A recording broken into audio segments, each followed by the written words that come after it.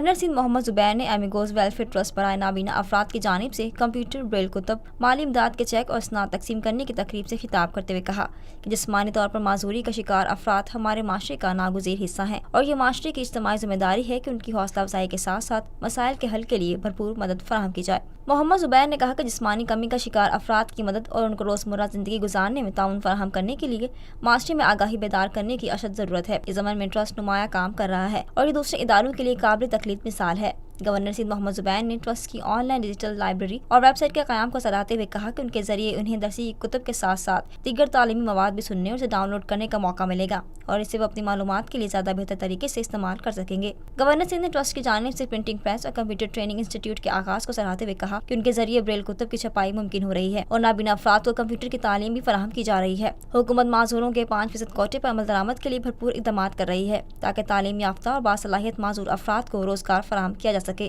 Governor Sindh محمد زبیر نے معذور افراد خصوصاً بصارت سے محروم سے افراد کی فلاح و بہبود کی کاوشوں میں اپنے بھرپور تعاون کی یقین دہانی کرائی۔ گورنر سندھ نے مخیر افراد پر زور دیا کہ وہ جسمانی معذوروں اور دیگر مسائل میں مبتلا افراد کی دل کھول کر مدد کریں تاکہ اپنے پیروں پر کھڑے ہو کر معاشرے میں اپنی ذمہ داریوں کو بھرپور طریقے سے ادا کر سکیں۔ ٹرسٹ کے صدر انور مسیح نے گورنر سندھ کو نابینا افراد کے مسائل اور ٹرسٹ کی جانب سے کیے جانے والے اقدامات کے بارے میں بتایا۔ ٹرسٹ کے صدر نے گورنر سندھ کو بتایا کہ جسٹس ہیلپ لائن کے صدر ندیم شیخ ایڈوکیٹ کی کاوشوں سے بلدیاتی اداروں میں کام کرنے والے 9 نابینا افراد کو مستقل کرایا گیا ہے، جبکہ 61 اعلیٰ تعلیم یافتہ نابینا افراد کو ملازمت کی فراہمی کے لیے عدالت عالیہ سے رجوع کیا گیا ہے۔ اس موقع پر ٹرسٹ کے صدر انور مسیح اور دیگر عہدیدار بھی موجود تھے۔